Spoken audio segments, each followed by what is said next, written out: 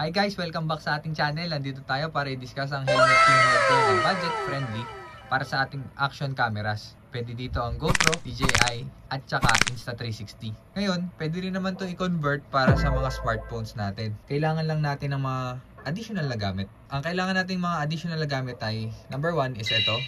Siya yung nag-i-stretch para doon natin mailalagay cellphone. At either one sa dalawang ito.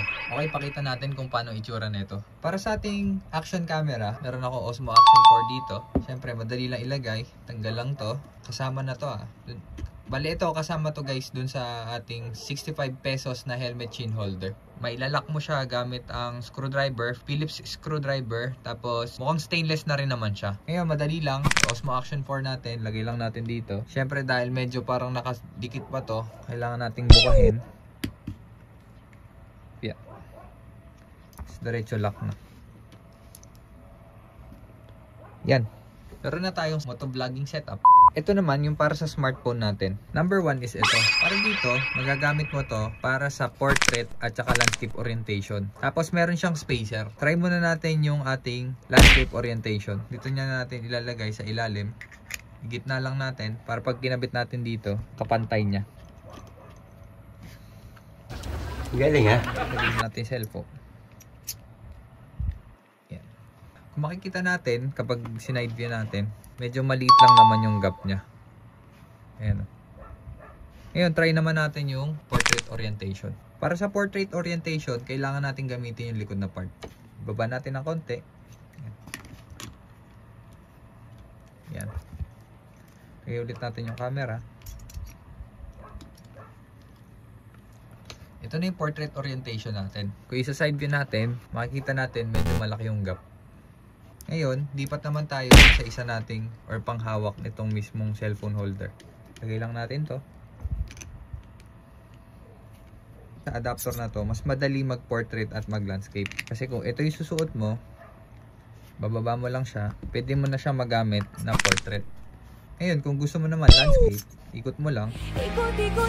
Ayan. Landscape na siya.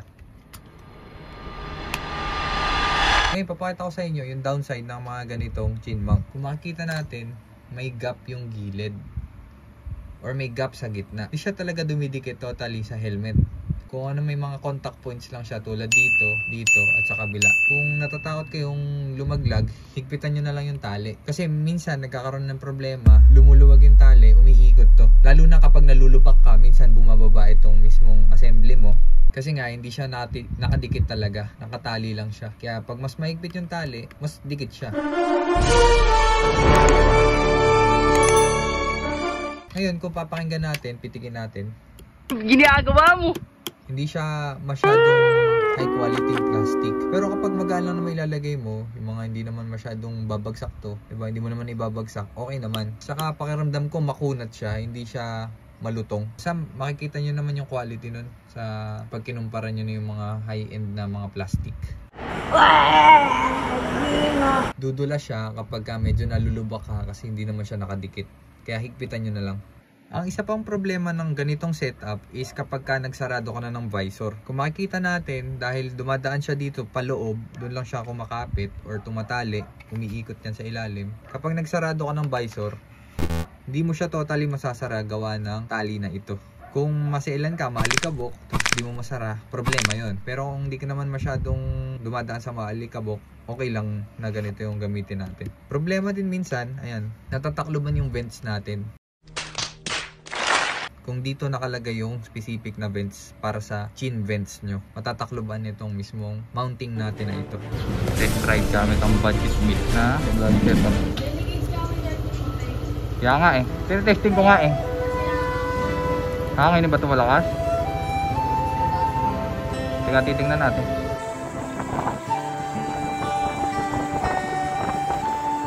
Sino ako? Ako si Boto.